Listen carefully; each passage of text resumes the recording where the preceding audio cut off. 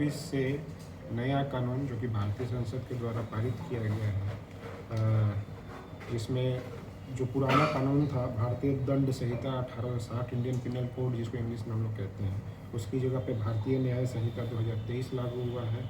उसी तरीके से दंड प्रक्रिया संहिता 1973 जिसको CRPC इंग्लिश में कहते हैं, उसकी जगह पे BNSS या भारतीय नागरिक सुरक्षा संहिता 2023 लागू हुआ है।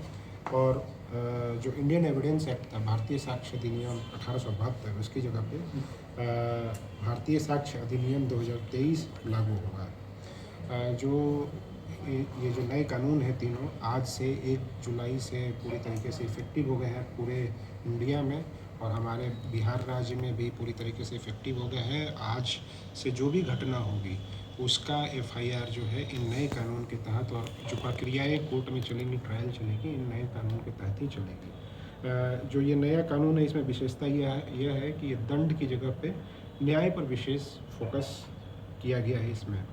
और जो बिहार पुलिस है इस नए कानून में सभी को प्रिपेयर करने के लिए लगातार, जैसा आप लोगों को पता भी होगा, हम लोगों ने ब्रीफ भी किया था पहले, कि लगातार 5 चरणों में सभी पदाधिकारी, सभी रैंक के पदाधिकारियों को बहुत एक्सटेंसिव ट्रेनिंग दी गई है ऑनलाइन माध्यम से।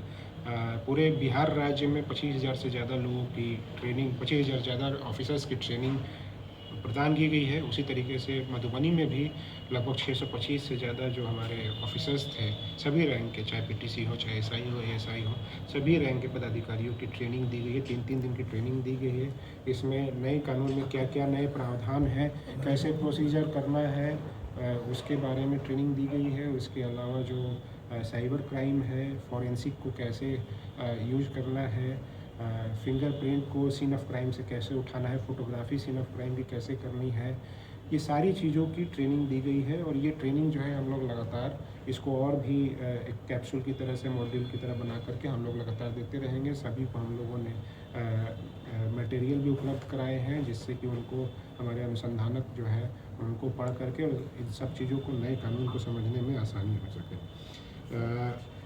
आज ये जो नया कानून लागू हुआ है, इसमें सभी थानों में आज 11 बजे से लेकर के 12 बजे तक के बीच में सभी थानों में, सभी थानों के जो गणमान्य लोग हैं उनको बुलाया गया था, और उनको बुला करके इस नए कानून में जो नए प्रावधान हैं उन सब के बारे में बताया गया है। बहुत ब्रीफ, बहुत ही एक्सटेंसिव तौर पे और बहुत ही एक्सप्लेन करके सभी लोगों को बताया गया है। जो भी लोगों की कन्फ्यूजन था उसको भी दूर करने की कोशिश की गई है। इसमें सभी वरीय पदाधिकारी, SHO से लेकर सर्किल इंस्पेक्टर, SDPO सभी सम्मिलित हैं। जो ये नया कानून है उसमें उनकी विशेषताओं के बारे में बता देता हूँ थोड़ी सा, कि इसमें डिजिटल तौर पे अब हम FIR कर सकते हैं, notice, summon, trial, record, forensic, case diary, ये सारी चीज़ें अब डिजिटल तौर पे होगी। तलाशी और जब्ती भी जो है पुलिस के द्वारा जो की जाती है, उसमें अब वीडियोग्राफी और ये फोटोग्राफी अनिवार्य है, उसका संग्रहण करके रखना भी अनिवार्य है। इसके लिए बिहार पुलिस के सभी पदाधिकारियों को लैपटॉप और मोबाइल प्रदान किया जाएगा। उसके अलावा ऐप भी बनाए जा रहे हैं, ताकि जो भी सर्च और सीजर के टाइम पे वीडियोग्राफी और फोटोग्राफी होगी उसको उसमें अपलोड किया जा सके, ताकि किसी भी तरह पूरी तरीके से पारदर्शिता रहे। जो भी सर्च एंड सीजर हो रहा है वो पूरी रियल टाइम अपलोड हो जाएगा सारी चीज़ें। जो नया कानून है नागरिक केंद्रित कानून है, इसमें कई प्रावधान हैं, जैसे कि नागरिक घटना स्थल या उससे कहीं भी FIR दर्ज कर सकता है। इस नए कानून में EFIR मतलब इलेक्ट्रॉनिक मीन से आप कोई आवेदन भेजें उसके तो बिना पे FIR दर्ज होगा। उसके अलावा जीरो FIR का कॉन्सेप्ट पहले भी था, इसको इस एक्ट में पूरी तरीके से सम्मिलित किया गया है। तो जीरो FIR भी किया जा सकता है। घटना कहीं भी हो, किसी भी बगल के थाने में जाकर के FIR दर्ज किया जा सकता है, और उसके बाद वो उस थाने का जो संबंधित थाना है जहाँ पे घटना हुई है, वहाँ पे संबंधित थाना जहाँ पे FIR दर्ज किया गया है वो उसको फॉरवर्ड कर देंगे, जिसको हम लोग जीरो FIR कहते हैं। जब FIR दर्ज होगा तो पीड़ित को एक निःशुल्क प्रति प्राप्त करने का हकदार है वो। हमारे सभी थाना अध्यक्ष जहाँ भी FIR दर्ज होता है थाना को, उसको एक निःशुल्क प्रति प्रदान करना होगा। पुलिस द्वारा पीड़ित को 90 दिनों के अंदर जांच की प्रगति क्या हुई है उसके बारे में भी सूचित करना होगा।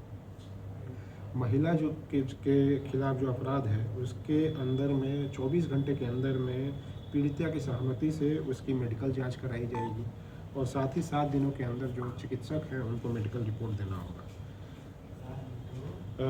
BNSS जो BNS है, भारतीय नागरिक संहिता की धारा 396 और 97 में पीड़ित को मुआवजे और मुफ्त इलाज का अधिकार दिया गया है। BNS की धारा 398 के अंतर्गत गवाह संरक्षण योजना का प्रावधान है।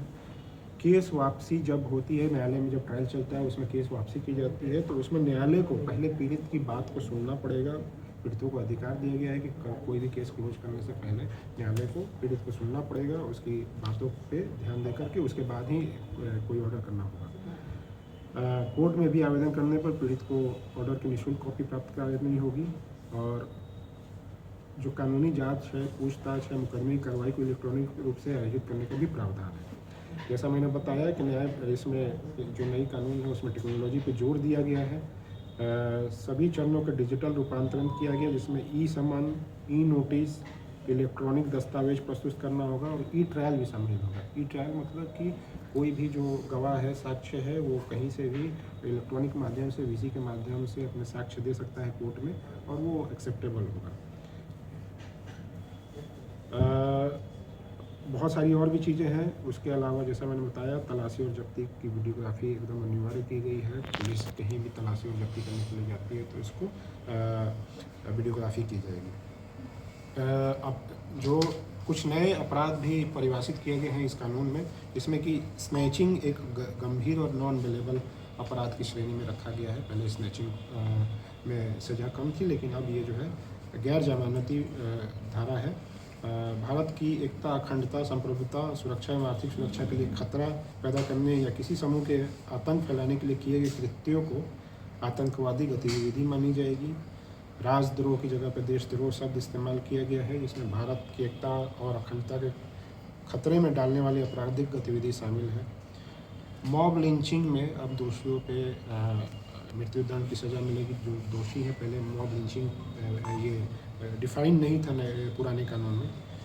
नए कानून में संगठित अपराध को भी परिभाषित किया गया है और उसमें स्पेशली उनकी सज़ा का प्रावधान है। उसके अलावा त्वरित न्याय के लिए इस कानून में ये किया गया है, डाला गया है बहुत सारे प्रावधान। उसमें है कि एक तय समय सीमा के अंदर न्याय दिलाने के लिए BNS में 45 धाराओं को जोड़ा गया है।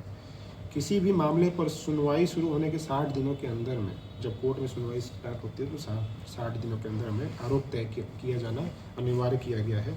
आरोप तय हो जाएगा, उसके बाद 90 दिनों के घोषित बाद अगर घोषित अपराधी जो है अनुपस्थित रहता है, प्रोक्लेम्ड ऑफेंडर मतलब भागा हुआ रहता है, तो उसके खिलाफ उसकी अनुपस्थिति में भी अभियोजन चलाया जा सकता है। अभियोजन के लिए मंजूरी, दस्तावेज की आपूर्ति, प्रतिबद्ध कार्यवाही, डिस्चार्ज याचिका को दाखिल करना, आरोप तय करना, निर्णय की घोषणा और दया याचिका को दाखिल करना निर्धारित समय सीमा के अंदर पूरा करना अनिवार्य किया गया है। आपराधिक कार्रवाई में कोर्ट को 2 से अधिक स्थगन देने की अनुमति नहीं है। पहले जो एडजर्नमेंट होता था वो 2 से ज़्यादा कोर्ट नहीं दे सकती है। समन जारी करने और उसकी तामील करने तथा न्यायालय के समक्ष साक्ष्य प्रस्तुत करने के लिए टेक्नोलॉजी का उपयोग किया जाएगा। ई टेक्नोलॉजी इलेक्ट्रॉनिक माध्यम से भी समन तामीला किया जाएगा। जो इस कानून में समरी ट्रायल का भी अधिकार दिया गया है। जो 3 वर्ष से कम के सज़ा है उसमें मजिस्ट्रेट को समरी ट्रायल करने का अधिकार है। समय पर न्याय मामले पर पहली सुनवाई शुरू होने के 60 दिनों के अंदर आरोप तय होना चाहिए। किसी भी आपराधिक अदालत में मुकदमे के समापन के बाद निर्णय की घोषणा में 45 दिनों से अधिक समय नहीं लगना चाहिए।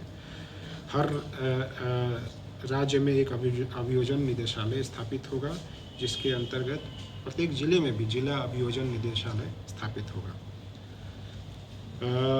सभी पूछताछ और परीक्षण भी इलेक्ट्रॉनिक मोड में किया जा सकता है, फिजिकली भी किया जा सकता है, इलेक्ट्रॉनिक मोड में भी किया जा सकता है। जो एक और चीज़ है कि इसमें जैसा मैंने बताया कि इसमें नागरिक को ध्यान में रखकर ये कानून बनाया गया है। इसमें पुलिस की जवाबदेही और पारदर्शिता पे भी विशेष ध्यान दिया गया है। तो इसमें जैसे कि कोई भी गिरफ्तारी होती है जिसमें 3 वर्ष से कम की सज़ा है, उसमें गिरफ्तारी करने से पहले संबंधित डीएसपी से परमिशन लेना होगा। और उसके अलावा अगर कोई व्यक्ति 60 वर्ष से ज़्यादा का है और या पीड़ित बीमार है बहुत, तो उसकी गिरफ्तारी के लिए भी डीएसपी रैंक के पदाधिकारी कम से कम उनसे पूर्व अनुमति लेनी पड़ेगी। ये ऐसे केस है जिसमें 3 वर्ष से सज़ा कम होती है। जैसा मैंने बताया कि गिरफ्तारी, तलाशी और जब्ती और जांच में पुलिस की जवाबदेही बढ़ाने के लिए इस कानून में 20 से अधिक धारा को शामिल किया गया है। जो नॉन कॉग्निजेबल केसेज होते हैं उसमें जो है हर 15 दिन में अगर मजिस्ट्रेट इन्वेस्टिगेशन का ऑर्डर देते हैं, हर 15 दिन में केस डायरी को सबमिट करना पड़ेगा कोर्ट में। उसके अलावा इस कानून में महिलाओं के लिए भी विशेष प्रावधान किए गए हैं, जिसके बारे में डीएसपी हेडक्वार्टर आप लोग को ब्रीफ करेंगे।